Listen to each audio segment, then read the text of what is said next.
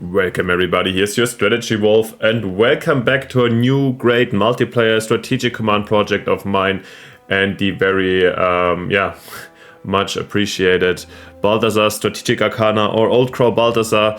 If you haven't heard of him, I think you haven't really watched the strategic command gaming scene since, or not really my channel since, it was a great start to this very year when we had my first multiplayer cooperation on this channel when we played American Civil War, Strategic Command American Civil War, about the Mexican invasions. If you haven't had a look at this, I would absolutely recommend you guys to check it out. It's absolutely my videos. I also put a link to the videos and the playlist down in the video's description, and also of course a link to Balthazar's channel and his videos of our first game.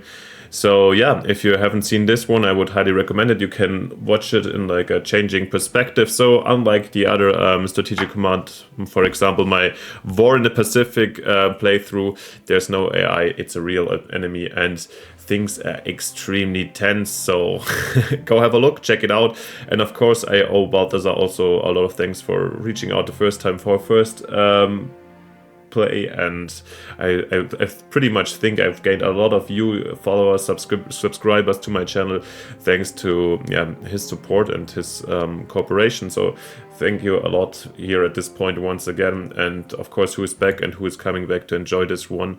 Thank you guys for coming and for your support and your comments that were plentiful and very interesting. I was learning a lot under the last one.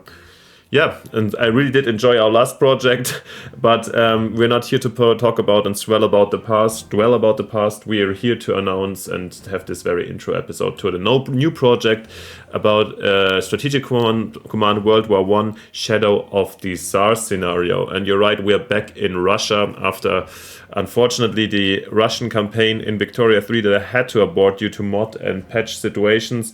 But there seem to have been some fans that enjoyed this one, and unfortunately we couldn't really do the revolution over there, but so we had to skip a couple of years. But here we are back within the revolution or in the civil war, and that's the scenario we are going to play. We are playing the Russian Civil War, where we are playing the Red Army, the Bolshevik forces, and old Balthazar is going to... Old Crow, not Old Balthazar, I'm so sorry. Had these kind of errors in the first intro already. It's going to take over the Whites and the plentiful different factions of the Whites and the forces that play against us. Exactly. And I'm really excited to have this one going on. I played the scenario after it came out, I think more than a year ago, in single player just to check it out. And we had it in mind to do it as a multiplayer project for a little bit longer. However, there needed to be patches and alterations on the very scenario. But from what I've heard, it seemed to have been optimized already. And we are here in a very playable situation. So I'm really excited to go ahead. Since I was always very much interested in the Russian Civil War. I can't really tell you why, because it's so hard to grasp, I guess. It's in between, it's in the end the prolonging of the World War I or the conflict in Eastern Europe, while the West is considering 1918 as the end of World War I. A lot of Eastern Europe or Central Eastern Europe and Southern Eastern Europe has been affected by violence for at least 3 more years, if not longer. So the experience of violence and war has been a completely different one in the Eastern Europe, and you could argue that's probably not the reason why I was interested, but also that this very conflict shaped probably a lot of the world, at least of European borders, mindsets, and the situation up to this very day. So like talking about this one or down here, of course, staring here at the front line in Ukraine, it's very hard these days, since also the current conflict, of course, has some of its roots. And I'm really not an expert right now, and I want not go too far out here for the historical background back in this time. So it's very shaping for the entirety of Eastern Europe, and therefore it's very fascinating. For me, probably the first interest came up when I somehow ended up reading as a teenager Mikhail Sholokhov's The Silent Dawn. I think it's a novel Literature Nobel Prize awarded book, and it's been a really long time, so I can't. It's about a Cossack family during World War One, the Russian Revolution, and so forth. I can't even tell from where exactly. I guess somewhere around the Don, so in this area. But yeah, the different factions of Cossacks are also being displayed here in this very game and the scenario. So and I can't really figure it out where they were. If you have read the book, and yeah, maybe I'll do my research here and there too, and you can find pretty where things happen on the map, let me know. I should read the book again, but it's really a big one, and yeah, I don't find my time. I have so many books on my list potentially and don't find a lot of time to read. When you also need to game, of course, and run a channel. Yeah, so much about this one. Russian Civil War, extremely fascinating, extremely complicated also. Of course, we're already in January 19. I mean, there has been stuff happening in between that these units came into the places and so forth. So I'm also not going to give you an entire wrap-up here of the Russian Revolution or anything regarding the Civil War in details. If you're really interested, I'm pretty sure there's amazing stuff out there that you can have a look. If I'm finding stuff, maybe if I find time at some point, I will do also an extra episode about really the history of this one. But I feel not really qualified to do this, since this is such a highly disputed, difficult topic where probably is tons of information out there and still so hard to grasp. It's almost like the Yugoslavian wars of the 90s, where it's hard to understand all the actors and so forth, especially if you don't speak the languages that are being involved. So if somebody has great recommendations where to inform yourself properly on it, then please go ahead. Send me and the audience some recommendations down in the comments. I would be absolutely happy about that one. We are just going to talk about the current situation, the targets, the enemies, what we're going to do and what we're going to see and what I'm expecting, and how we're going to release this very one in the next, yeah, let's say maybe 15 minutes, and then you can like already get to the gameplay very, very soon. All right. When I'm recording this is probably at least 2 weeks before the release of this one, if not 3. We shall see how many episodes we can produce and how quickly we decide to release. So when you see this, some time has gone by already. Because we want to provide you with a constant flow of shows like Staggered. So I do an episode, OCB does one, and so forth. So you can watch it from different perspectives. And also we want to produce some time ahead that you don't have to wait too long at some point. So, of course, this has the upside that you don't have to wait probably. The downside is, and also the upside that we, even if we of course don't want you guys to spy or let us know anything of your pre-knowledge, if you're watching both sides, even sometimes you drop hints. It hasn't happened to me actually last time, but it's possible that you guys drop hints without even knowing, and therefore it's also some more security that this doesn't happen if we have some delay in between. The downside, of course, is that your ideas, recommendations or suggestions can be only included a little bit later. So maybe, and I'm always happy for those. Don't get me wrong. Like, let me know whatever you think, any operational ideas too. But if you say you should have attacked with this very unit, this turn here and here and here, this is not going to be very helpful in long term, because once you write this down, we are going to be already like 2, 3, 5, 6, who knows, turns ahead. So just consider this, but more strategic ideas and so forth, of course, let me know what you think. All down in the comments. I'm excited about this one. Okay. Then let's see how we're gonna do this. We are the Red Army, the Bolsheviks led by Trotsky, the Red Army or the Bolsheviks led by Lenin here, and we're fighting all these insurgents and foreign powers that are trying to crush our glorious world revolution. And let's see how we're gonna win this. This goes until 21, until if we're not going for a full victory.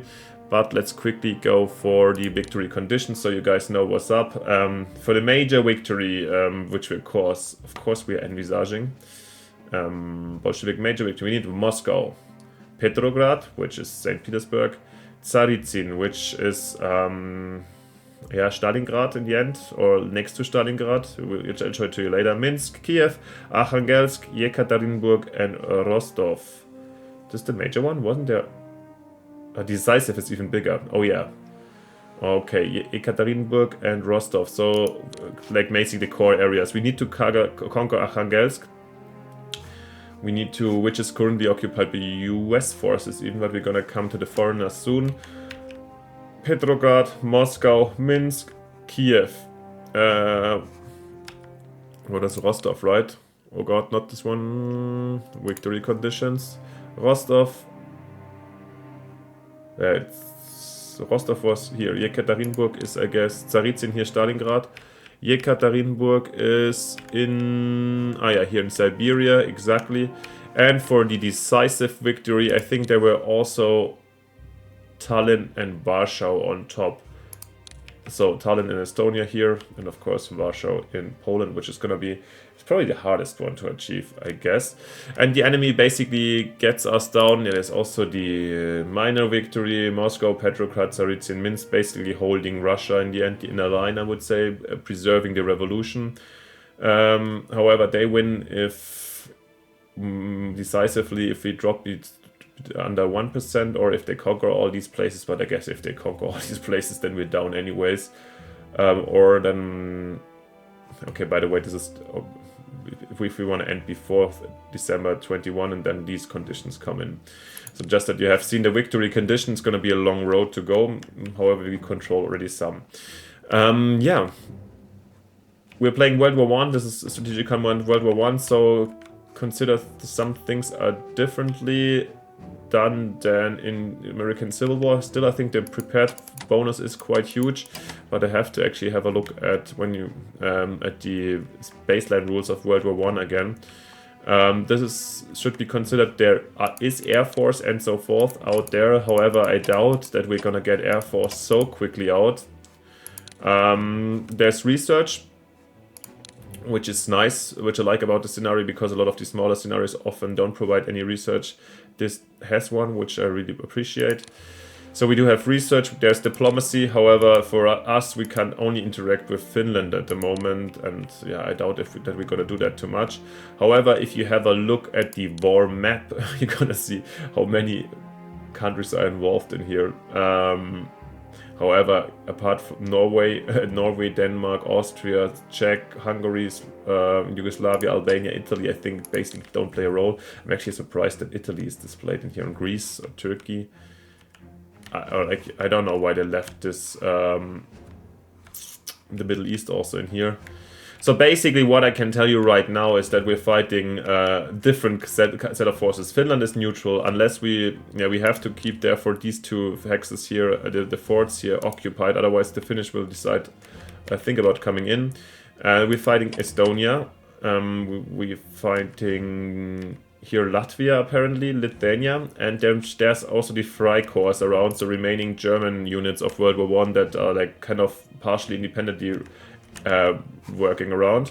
Then they have, and they can send British reinforcements to the northwestern whites here. Northwestern whites here in Kurias here, and I think also to Parnu. We're not talking about huge armies, but you also, as you see, there won't be like fully manned front lines in this game. It's a little bit more cluttered, as you see here when you zoom out. There's fronts everywhere, and this is, I guess, the trick how to manage how to do this smartly. And then there's the northern whites probably here in Karelia, up to Murmansk.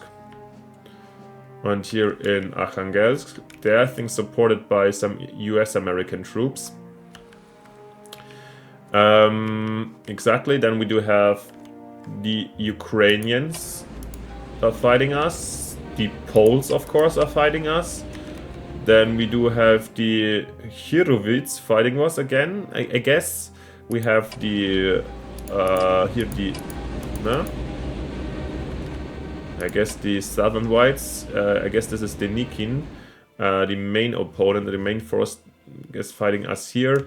And we do have the Siberian whites, Ural whites in this case. But of course they're all supported by either the Ural Cossacks, the Terek Cossacks, the Cuban Cossacks, the Don Cossacks, or... oh, that's Ukraine. So we have a plenty variety of enemies, Ural whites. I think there's also Ural Cossacks, I'm not 100% sure. And of course in the south We have also, I think there's British forces around in the Caucasus. There is French forces, 5 hexes around Odessa. So yeah, we don't have to really, if they move them further, they will lose some national morale. And who did I mention? The Brits, the French, and the Americans. I think that's it. Mostly that is the Germans, the Freikorps around here.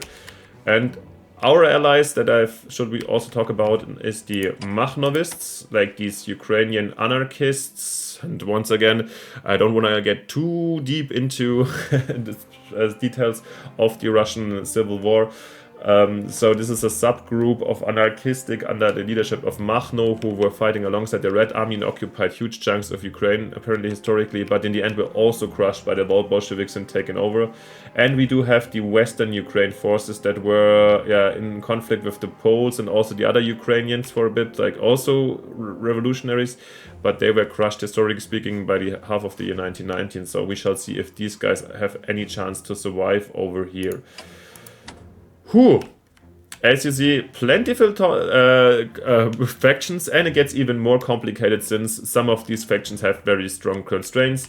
So, as I said, the French can't move away too far from Odessa, and I think both the French and the Americans are expected to leave the theater by mid of 19 because they are losing their, as you see, national morale isn't that high, and if they break the rules, the constraints, they even lose more. The Brits, the same, they can act here, I think in the north, in the Caucasus, and then Crimea, but that's it. And they have some fleet which they can use to block us harder over here. But I mean, it costs also. We have a fleet that can block off ports here in the Baltics. Yeah, it is full of strategic options, everything. And yeah, exactly, on top there's some cities that can revolt if they're not occupied by Garishans. In our case, to the enemy, Shenkurs could here revolt apparently, which I would not care too much about. I think then Tambov, and then I think Kherson, and what was it? What else was it? Yelisavetgrad. And another town, I have to check it out in the instructions. It's tiny places, it's not that drastic, but they could switch sides. And the same for some cities like Minsk for the other side. Ah yeah, the Poles got constraints, they also can't really move further than the Berezina River here, or the Lake Narokh, or Western Ukraine. So the Poles are also limited. Whew. What are we going to make out of that one? That's the huge question, and at the end, yeah, we can make big plans, but in the end we have to wait until they materialize and what we're gonna see. So yeah, we're like, let's take a bit of a pause to have a huge, a little bit of some time to have a look over the map and grasp the dimensions and the difficulties of it. Where are we going to fight? Are we at war with Baku, by the way? With Azerbaijan? Okay. No, we are not. Are we? We can declare war, but we're not at war yet. A little bit confused. Yeah, we're gonna find that out. So what I'm going to do.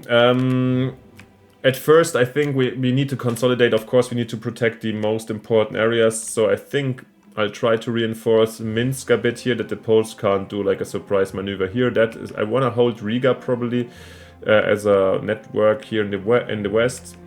And yeah, Tallinn, or the Estonians can surrender, or the northwestern whites can surrender if we have 2 units next to Tallinn. But as you see, this is not the easiest one to break through here. I guess we're going to retreat a bit here from Wesenberg. Yeah, the northwestern ones, the Estonians, are not my priority right now. I think we can contain these forces quite easily here in the Balticum, and will strengthen rather Minsk and then march either on Kovno to take out the Lithuanians quickly, or to Poland, I'm not sure. Here in the south with the Ukrainians, it would be lovely to survive a little bit longer. I don't know how we best case gonna do that. Let's see. Occupy some area, play defensively. Here in the north, I think I'm gonna retreat also a bit from Arkhangelsk. Probably should reinforce here against the northern whites. But I just want to hold the ground. And yeah, the idea is when the French the Americans retreat at some point. I don't want to fight against them actually and make their time worth it in terms of efficiency of MPPs. So for this reason, I think I'm gonna retreat a bit, have them come and not push up here. The same, we're also not going for Odessa in the first month, is when there's still French troops around. So this doesn't make a lot of sense to me. Rather, we're gonna retreat, and I think our main focus shall be here. Ukraine going Kharkiv should be like focusing on Kiev, maybe even breaking through to make some contact with the Western Ukrainian troops. That would be lovely. Taking off these Rostovs or something like this, taking this chunk of Ukraine, and maybe here, yeah, like reducing the front lines north of Tsaritsyn, not losing Tsaritsyn. This would be really nice, even though it looks pretty, we should probably bring some reinforcements in. This looks pretty scary, but we will march in with reinforcements as soon as possible. I'm now in single player, by the way. We could operate, of course, units in. Yeah, but it's really hard to say. I doubt they can kill us turn 1 over here. And the Caucasus, yeah, since we lost already the interesting parts of the Caucasus, I would say probably when these two units are not really ready to withstand such an attack, I will lure them a little bit, try to retreat fighting, and then set up units to strike back at some point. Hard to tell. So I would say the main focus of our efforts from my nowadays perspective lies here in the northern parts of Ukraine, and then also probably over here to Orenburg. I mean, Orenburg has already been taken, right? Yeah. Maybe moving up and putting some pressure over here on, Perm. Definitely don't want these Ural Whites. I mean, at the same time, they don't get easy reinforcements. They can be contained quite easily. But we need Ekaterinburg at some point. Yeah, this is maybe the second option. Well, which one we favor, like the western parts or the eastern parts, shall be decided on the play. Whilst, I think I'm pretty sure that this is going to be our focus area at the beginning, where I want to make some ground and may potentially take out Kiev as quickly as possible. Also here, I mean, we have these Lugansk mines here in the Donbass with a lot of mines, but obviously here it's also not too easy to cross the Don right now. Yeah, and we need, of course, also some reinforcements, some reconnaissance, and so forth. And so, as you see, it's hard for me to really talk about details right now. And, we have to see what's going on. And I think that's, to be honest, at this point also the most I can say about my strategy so far. If you have anything to add, any ideas, any suggestions, happily welcome. I mean, even after when you're gonna write your comments, we're gonna be probably, I don't know, 10 turns maximum in, so still a lot of time to adjust and consider your strategic thoughts. So thank you for those and your comments. And I think now we just have some leftover organizational things. We talked about the order, we're gonna do that. I was looking for mods, for counter mods, since I always really liked in both American Civil War, but also for World War II or World War One. I really like these counter mods. I'm gonna play with NATO counters since the sprites, I mean, we can have a quick look, so you can get your an impression how it would like with these sprites. I don't like it at all. It's too finicky, I don't see the details. I mean, yeah, it's not terrible, but... I mean, if you prefer this, you can still let me know. We can always change, I guess. But I would prefer if we find any cool NATO counter mods that would put like nice little pictures in there and so forth. Yeah, if you know any of those, I couldn't find them quickly on the Matrix forum. So for this very scenario, let me know. The Blue Max mod was amazing for the baseline game, but not for this one. So yeah, let me know if you have any ideas for this, how we can improve this one. It would be awesome. Alright, and what's lastly, is there anything special to say? This is, by the way, single player. Once again, I'm gonna quit this anyways and go back with you in the first turn normally, so no worries on this side. Back to my little talking about the influence of the Russian Civil War up to nowadays societies and so forth. and I should have probably disclaimed this a little bit earlier. The Russian Civil War was, as the World War I and all these times of violence, especially in Eastern and Central Europe, brutal and with a lot of atrocities, war crimes on all sides, and terrible things happening. And of course, as always, Strategic Command is a game that doesn't include that, and probably for the better. I haven't really found it. With Hearts of Iron 4, there have been a debate, for example, about now of how German Nazi grants are being displayed, if they're being being shown too much honor in there and so forth, and beneficial things. It's hard to really grasp the dimensions of something and how to include it in the game. So this game is only about military things. The problem is that a lot of times you can't simply distinguish just military operations from the rest, because especially in modern times where wars are more fought as an entire society, I think the entire society is involved, and especially with World War II, which is not now, but I guess it counts for the same. War crimes and exploitation of population cannot be excluded from the war operational history. Anyhow, long story short, we know it's there, and we are not glorifying anything down here, and we're just playing this game. We're trying to have a good battle and displaying this interesting but brutal times. So please, if you have, I understand any criticism, if you feel somehow, not comfortable with me, how I talk about these things, let me know.